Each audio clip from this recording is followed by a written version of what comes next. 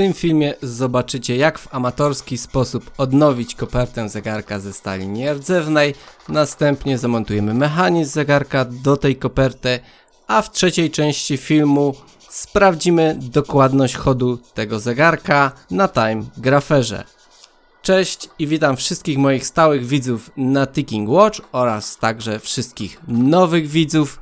Jeśli interesuje Was tematyka zegarków, zachęcam do subskrypcji mojego kanału oraz do kliknięcia w dzwonek. W ten sposób nie przegapicie nowych materiałów. Tyle tytułem wstępu, a teraz już zabieramy się do roboty. A więc wstępnie przygotowujemy kopertę oraz włączamy naszą wiertarkę, ponieważ w ten sposób będę polerował kopertę. Tutaj żadnego szczególnego urządzenia nie używam, przepraszam za ten hałas, zaraz to wszystko wyciszę. Używam zwykłej wiertarki, taką jak prawdopodobnie wielu z nas ma w domu, i do wrzeciona wiertarki jest zamontowany filc, na który nakładam pastę polerską o gradacji 1500.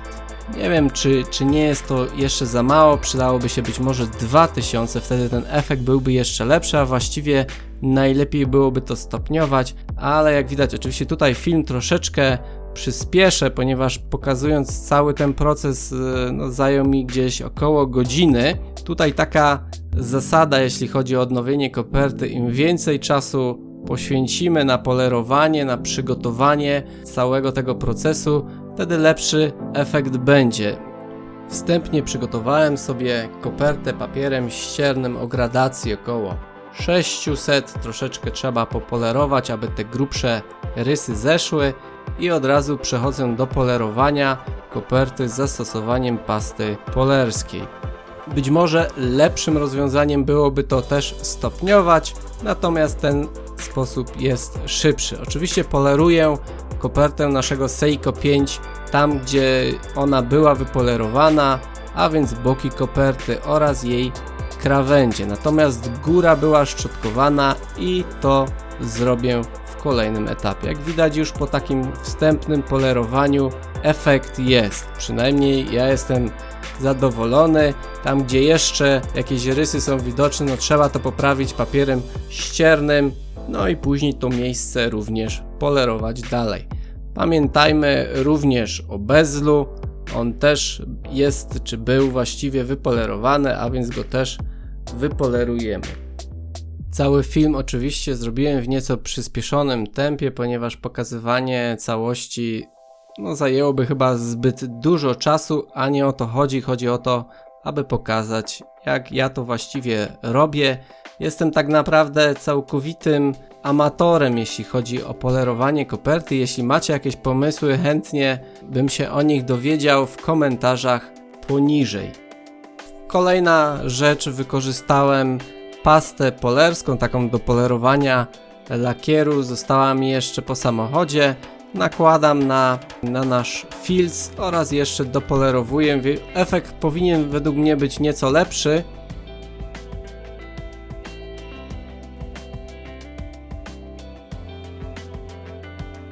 I już na koniec, używając takiej wkładki bawełnianej, ostatecznie jakby czyszczę te powierzchnie, które były polerowane. Zobaczymy jeszcze dokładnie po wyczyszczeniu, jaki będzie efekt. Wydaje mi się, że jeśli chodzi o nasz Seiko i o tą kopertę, na pewno będzie ona wyglądała lepiej. Czy będzie wyglądała jak nowa? Raczej nie, ponieważ niektóre rysy wgłębienia były dosyć głębokie i tutaj musiałbym już bardzo dużo zeszlifować, a tego też nie chciałem robić. Ok, tyle na temat polerowania.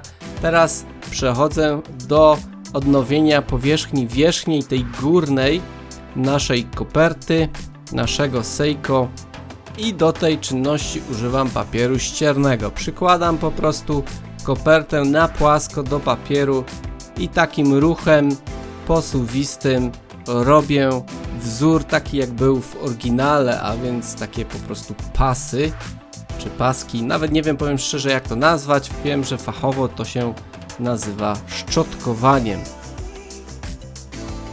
Pamiętamy też tutaj o uszach, one są pod kątem, a więc je też musimy identyczny sposób zeszlifować czy zeszczotkować. Nie wiem, jeśli ktoś wie, jak to się fachowo nazywa, to chętnie się dowiem. Komentarze poniżej są udostępnione. Okej, no to już jest wstępny efekt. Widać, że jest to lepsze i jest to odnowione przede wszystkim. No niestety tutaj z boku na jednym uchu jest taka głęboka rysa. No żeby to już naprawić, trzeba by było mieć chyba taką spawarkę laserową. Nic, to już będzie musiało w ten sposób zostać. No, użyłem papieru ściernego o gradacji 150. No i na koniec wszystko czyszczę w myjce ultradźwiękowej. No niestety koperty nie widać, bo ta woda, którą użyłem do czyszczenia, jest bardzo mętna. Teraz te osoby, które oglądały moje poprzednie odcinki, wiedzą, że ja tą kopertę rozebrałem, bezel ściągnąłem oraz zdemontowałem całe szkiełko oraz uszczelkę na tym szkiełku. I teraz w rowek, gdzie była uszczelka, nakładam troszeczkę smaru silikonowego. Nie wiem, czy jest to konieczne, ale wydaje mi się, że na pewno nie zaszkodzi. W jednym z moich poprzednich filmów, jeśli dobrze pamiętam, to w pierwszym jeden z widzów podkreślił, że powinno się wszystkie uszczelki wymienić, jeśli dokonuje się jakiejś wymiany. Ja niestety tego nie zrobiłem i faktycznie tak jest, powinno się te uszczelki wymienić i gdybyśmy oddali cały zegarek do odnowienia i serwisu do profesjonalnego zakładu zegarmistrzowskiego, pewnie tak by to zostało zrobione. Natomiast ja to robię dla siebie, jako hobby i postanowiłem tej uszczelki nie wymieniać. Koszt przypuszczam, że nie byłby duży, no natomiast jeśli chodzi o moje własne potrzeby, powinno to wystarczać. Dobrze, przykładam szkiełko, nadmiar smaru zdjąłem po prostu palcem. Jeśli ktoś by to chciał robić jakimś papierem, to ja osobiście raczej bym odradzał. No i teraz trzeba wszystko zacisnąć. Do tego używam zaciskarki.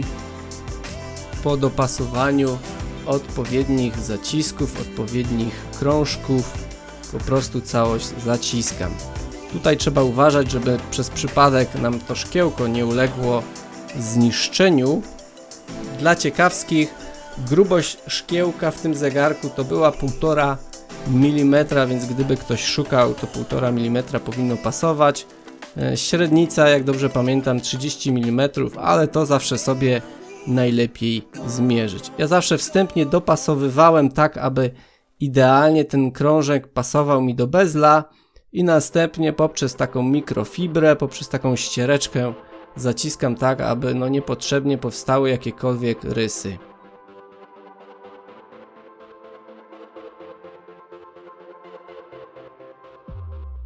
No i na koniec oczywiście sprawdzamy, czy to się wszystko dobrze zacisnęło. Myślę, że jest ok. No i jeszcze taki rzut oka nieco bliżej, jak to wyszło, to polerowanie.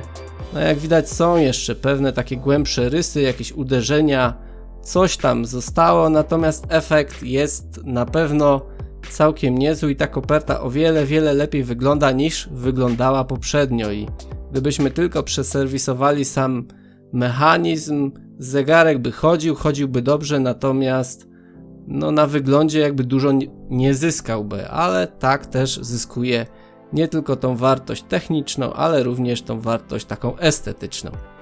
W dekielku w ogóle nie było uszczelki i tutaj po prostu dopasowałem uszczelkę 30 mm. No i zakładamy ją na dekielek. Myślę, że ta czynność jest bardzo prosta, a uszczelka w tym miejscu jest niezbędna, ponieważ wilgoć z ręki, z potu bez tej uszczelki dostawałaby się do środka, a tego na pewno byśmy nie chcieli. W poprzednim odcinku zakończyliśmy montaż naszego mechanizmu na montażu tarczy. I teraz zamontujemy wskazówki, tylko jeszcze musimy sobie ustawić odpowiedni moment, w którym przeskakuje data, tak aby była idealnie o godzinie 12 właśnie teraz. Ja to właśnie zrobię w ten sposób.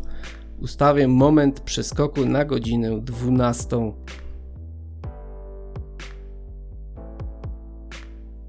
Tu do montażu wskazówek używam wkładu, tak jak już w innych moich filmach.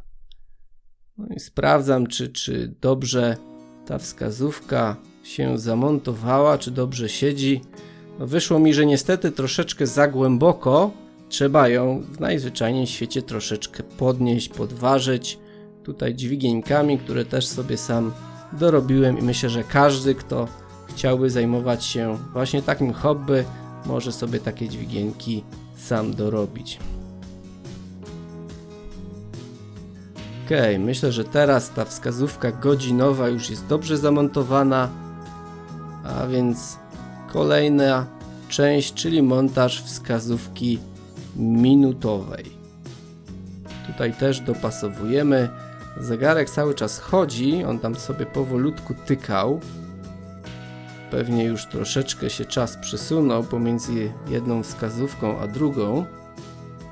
No i też wkładem delikatnie. Ten wkład jest o tyle fajny, że on ma tą końcówkę z plastiku, a więc no nie powinny powstać jakieś rysy, te wskazówki nie powinny się uszkodzić. Teraz sprawdzamy, czy no wszystko w odpowiednim momencie ta data nam przeskoczy, czy ten montaż dobrze został zrobiony.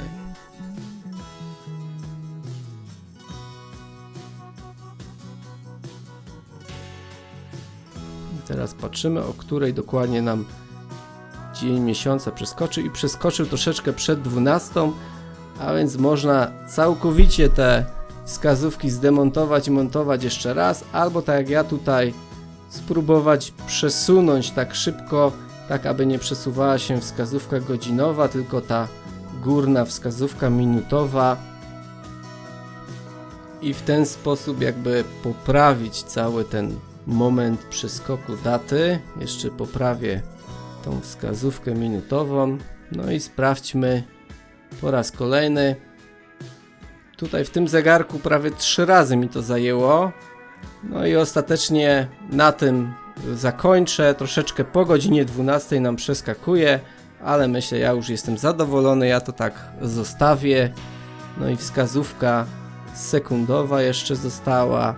No i sprawdzam, czy te wskazówki dobrze zostały spozycjonowane. No i montujemy nasz mechanizm do koperty. Obracamy. Użyłem do tego kartki papieru. Bardzo fajny, wygodny sposób. No i montaż wałka naciągu.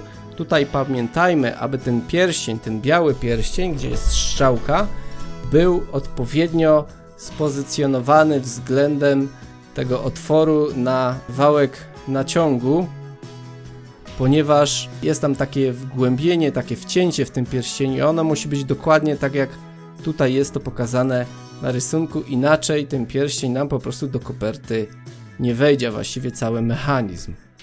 No w tym miejscu muszę się przyznać, że zamontowałem go źle i musiałem później wszystkie te wskazówki jeszcze raz zdemontować, całą tarczę zdemontować i odpowiednio spozycjonować ten pierścień, odpowiednio go umieścić. Jeszcze dodatkowo był odwrotnie zamontowany, a więc musiałem go obrócić.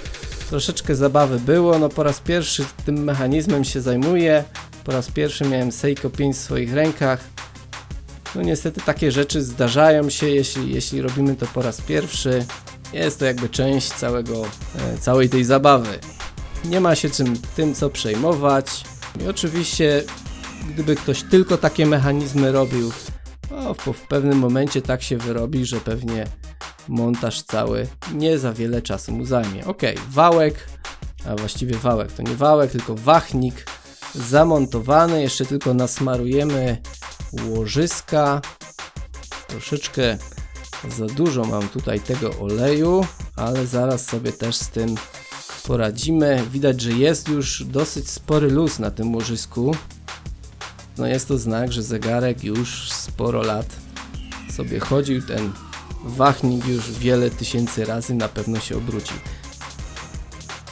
I olej możemy zdjąć tak jak ja tutaj to robię papierem.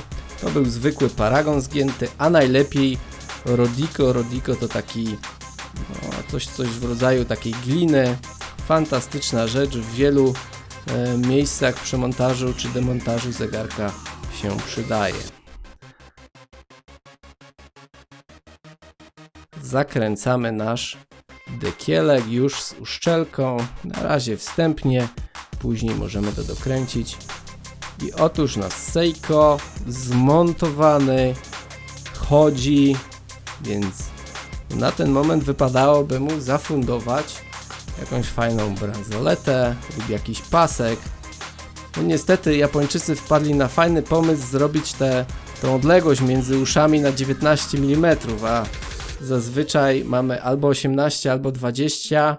No i 18 są troszeczkę tutaj za luźne, natomiast bransoleta o szerokości 20 jest niestety za szeroka.